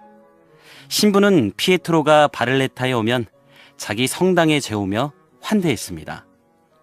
피에트로도 잔니가 트레산티에 올 때마다 집으로 초대하여 대접했는데 집이 너무 비좁은 것이 늘 마음에 걸렸습니다. 집이 워낙 좁고 침대도 하나뿐이라 신부를 마구간에 재울 수밖에 없었거든요. 피에트로의 부인 젬마타는 매우 예뻤는데 그녀는 남편의 마음을 알고 신부가 오면 자기가 옆에 방에 가서 자겠다고 했습니다. 신부는 이 뜻을 계속 거절하다가 부인에게 이렇게 말했습니다. 부인, 나는 아주 잘 자고 있습니다.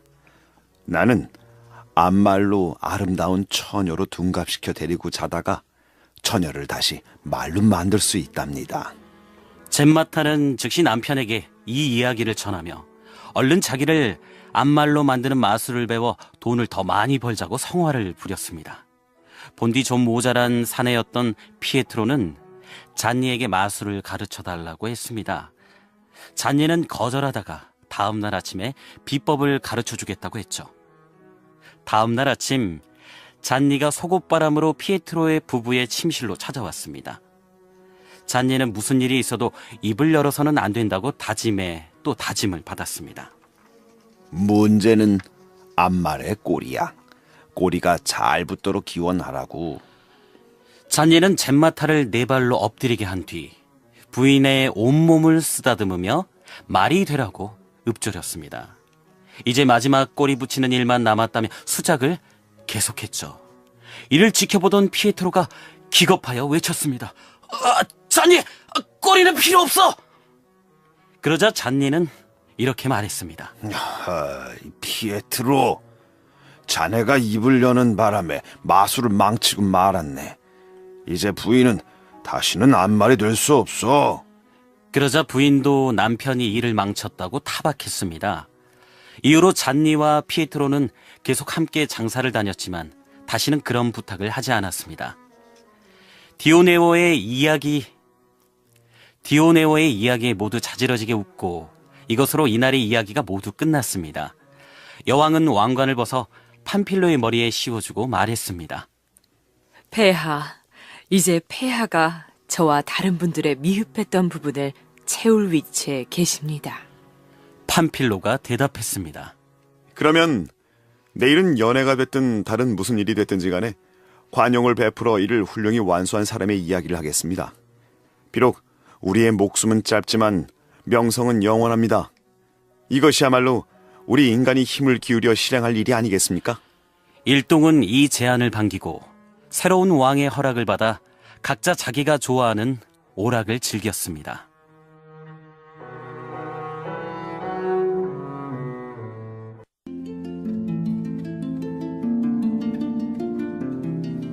지금 칭찬한 샤를 왕과 같은 행동을 그 반대파 사람도 한 적이 있습니다. 시칠리아에서 프랑스 사람들이 추방됐을 때의 일입니다. 피렌체 사람인 베르나르도 푸치니라는 부자 약장사가 팔레르모에 살았습니다. 그에게는 리사라는 아름다운 무남 동료가 있었는데 이 딸이 축제일에 자기 집 창문 너머로 카탈루냐식 마상 창술 시합을 벌이는 아라곤의 페드로 왕을 보고는 그만 열렬한 사랑에 빠졌습니다. 리사는 자기가 왕을 사랑한다는 것은 언감생심 있을 수 없는 일임을 알았지만 그렇다고 하여 단념이 되는 것은 아니었습니다. 리사는 상사병에 걸려 나날이 수척해졌습니다. 부모는 모든 수단을 동원해 딸의 병을 고치려 했으나 딸은 이미 살 의욕을 잃은 상태였습니다. 슬픔에 빠진 아버지는 딸에게 소원을 말해보라고 했습니다. 리사는 혹시 자기 마음을 알릴 길이 있지 않을까 싶어 미누초 다레초를 불러달라고 했죠. 미누초 다레초는 당시 가장 뛰어난 가수이자 연주자로 페드로 왕에게도 자주 불려갔습니다. 미누초는 처녀가 자신의 음악을 듣고 싶어 하는 줄 알고 비올라를 켜고 칸초네를 불러주었습니다. 노래가 끝나자 리사는 미누초에게 할 말이 있다며 다른 사람을 물리쳤습니다. 미누초님, 부디 지금부터 제가 하는 얘기를 비밀로 지켜주세요. 사실 왕께서 창술 시합을 하는 걸 본 뒤로 제가 이렇게 됐어요. 말도 안 되는 얘기라는 것도 알아요. 그래서 저는 차라리 죽으려고 해요. 다만 한 가지, 왕께서 이 일을 모르신다면 저는 아무런 위안도 받지 못할 테니까 제발 제 얘기를 왕께 전해주세요. 미누초는 리사의 사랑과 결심에 놀라는 한편 가엾은 생각이 들어 그러겠다고 승낙했습니다. 그리고 그 길로 유명한 시인인 미코다 시에나를 찾아가서 시 한 수를 받았습니다. 그 시의 내용은 이러했죠.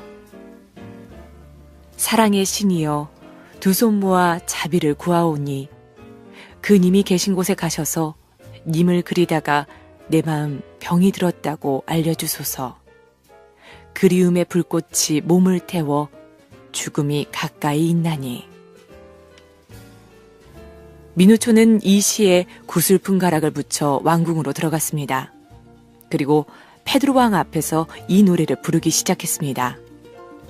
그 자리에 모인 사람들은 모두 이 노래에 매혹됐는데 특히 왕이 큰 감동을 받았습니다.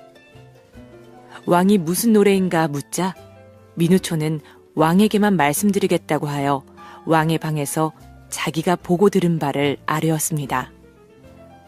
왕은 기뻐하며 처녀를 칭찬하고 저녁 때 처녀의 집을 찾아가겠다고 했습니다. 미누초에게 모든 이야기를 들은 리사는 벅찬 마음으로 저녁 때가 되기를 기다렸습니다. 다른 식구들은 아무도 이 사실을 몰랐죠. 인자하고 너그러운 왕은 저녁 무렵이 되자 약속대로 약국을 찾았습니다. 약국 정원에서 말을 내린 왕은 베르나르도에게 딸이 아직 결혼하지 않았느냐고 물었습니다. 베르나르도는 딸이 병에 걸렸는데 이상하게 오늘 오후부터 차도를 보인다고 답했습니다. 왕은 이 말의 의미를 알아듣고 처녀의 방으로 몸소 문병을 갔습니다. 하루빨리 병을 털고 일어나 세상에 기쁨을 주거라. 왕이 말하자 리사는 용기를 내어 답했습니다. 저도 힘도 없는 주제인데 무거운 짐을 들려다 병에 걸렸어요. 그러나 폐하의 은총으로 곧 나을 것입니다. 페드로 왕은 처녀의 신분을 안타까이 여기며 왕궁으로 돌아갔습니다. 사람들은 이처럼 따뜻하고 인간미 넘치는 왕의 행동을 모두 칭송했습니다. 리사의 병도 금세 차도가 있어 리사는 전보다 더 예뻐졌죠. 리사의 병이 낫자 왕은 왕비와 상의한 뒤에 많은 기사를 이끌고 약국을 다시 찾았습니다. 그리고 비록 부자는 아니지만 귀족 신분인 페르디코네라는 청년과 리사를 결혼시켰습니다.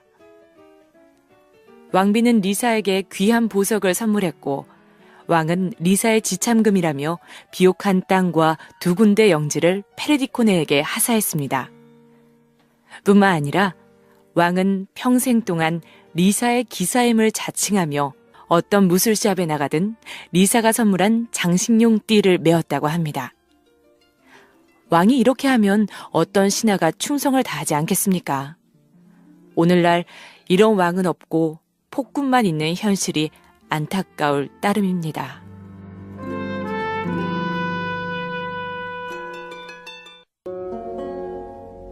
구알티에리는 아내의 그런 태도에 내심 기뻤으나 이상하게도 아내에게 더 큰 고통을 주고 싶었습니다. 그래서 하인을 시켜 자기가 딸을 죽일 생각인 것처럼 믿게 했습니다. 부인은 아기를 요람에서 꺼내어 키스한 뒤 하인에게 건넸습니다.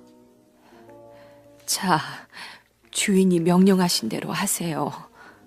다만 짐승들의 밥만 되지 않았으면 제발 그렇게 안 되게 해주세요.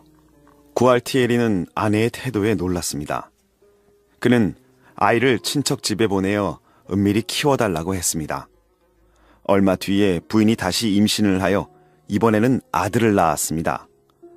구알티에리는 뛸 듯이 기뻤으나 아랫사람들이 여전히 불평한다는 핑계를 대어 또다시 아이를 죽인 것처럼 위장했습니다.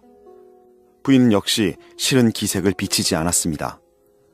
이렇게 되자 아랫사람들은 주인이 진짜로 아이들을 죽인 줄 알고 주인을 욕하고 부인을 동정했습니다. 그리고 몇 년 뒤 구알티에리는 아내를 마지막으로 시험할 때가 왔다고 여겼습니다. 그래서 아랫사람들에게 아내를 잘못 들였다. 그리셀다를 더는 데리고 살 수 없으니 교황의 허락을 얻어 다른 여자를 부인으로 맞아야겠다고 짐짓 떠들었습니다. 아랫사람들은 주인을 비난했으나 주인은 마음을 바꾸지 않았습니다. 이 얘기를 전해 들은 부인은 한없이 슬펐지만 별다른 내색을 하지 않았습니다. 얼마 뒤 구알티에리가 그리셀다와 이혼하고 다른 아내를 맞아도 된다는 교황의 가짜 편지가 도착했습니다. 구알티에리는 아내를 불러 여러 사람 앞에서 친정으로 돌아가라고 했습니다. 부인은 눈물을 참으며 대답했습니다. 신분이 낮은 제가 당신과 어울리지 않는다는 것을 저도 잘 압니다. 여기 반지를 도로 가져가시고 저는 맨몸으로 시집을 왔으니 가져갈 것도 없습니다. 다만 제가 갖고 왔던 순결한 몸값으로 속옷 한 벌만 걸치게 해주세요. 구알티에리는 그러라고 했습니다. 부하들은 제발 겉옷이라도 주라고 간청했으나 부인은 결국 속옷 차림으로 울며 친정으로 돌아갔습니다. 그리고 구알티에리의 진심을 의심한 친정 아버지가 간직해놓은 예전 옷을 다시 입고서 가혹한 운명의 공격을 참고 집안일을 돌보았습니다. 구알티에리는 귀족 가문의 규수를 새 신부로 맞는 것처럼 꾸미고 그리셀다에게 사람을 보내어 결혼식 준비를 부탁했습니다. 그리셀다는 마치 비수를 맞은 듯 가슴이 아팠으나 초라한 차림으로 옛 남편의 집으로 갔습니다. 그리고 청소며 부엌일이며 빈틈없이 결혼식 준비를 마쳤습니다. 결혼식 날 구알티에리는 친척 집으로 심부름꾼을 보내어 아들과 딸을 데려오라고 시켰습니다. 12살이 된 딸은 이미 아름다운 처녀로 성장했고 아들은 6살이었죠. 사람들은 친척이 데리고 온 여자아이를 구알티에리의 신부로 여겼습니다. 그리셀다 역시 그런 줄 알고 자기 딸을 상냥하게 맞이했습니다. 이를 본 사람들이 뒤에서 수군거려도 그리셀다만은 신부와 신부의 동생을 칭찬했습니다. 구알티에리는 이런 상황에서도 조금도 동요하지 않는 그리셀다를 보고 이제는 모든 일을 제자리로 돌려놓아야겠다고 생각했습니다. 그래서 그리셀다에게 다가가 자기의 새 신부가 어떠냐고 물었습니다.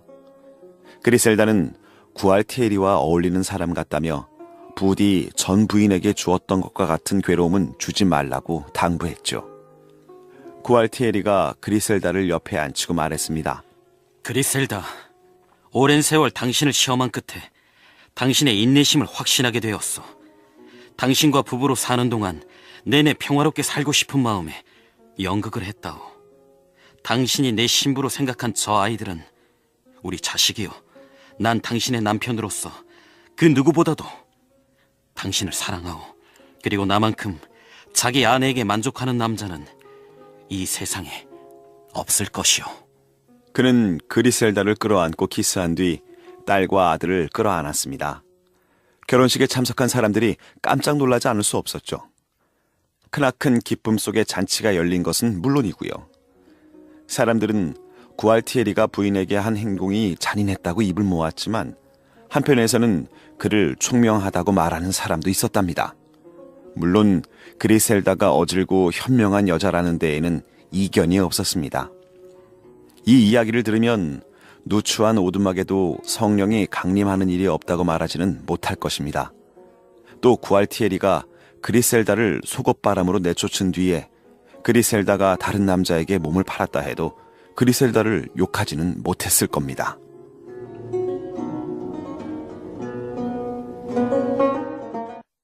데카메론은 14세기 흑사병이 피렌체 전역을 휩쓸었던 대참사를 배경으로 7명의 귀부인과 세 젊은이가 열흘 동안 나눈 100가지 이야기를 담고 있습니다. 이들 이야기 속에는 무엇보다도 보카치오 자신의 삶에 대한 애착이 드러나 있는데요. 삶을 영위하는 인간이 존재하는 한 삶을 사랑해야 하며 또 그 삶을 도덕적으로나 종교적인 관점에서 정상적인 것이 되도록 해야 한다는 의미를 담고 있습니다. 그럼 다음 주 고전 읽기도 기대해 주시고요. 잠시 후 3시부터는 화제의 베스트셀러가 방송됩니다.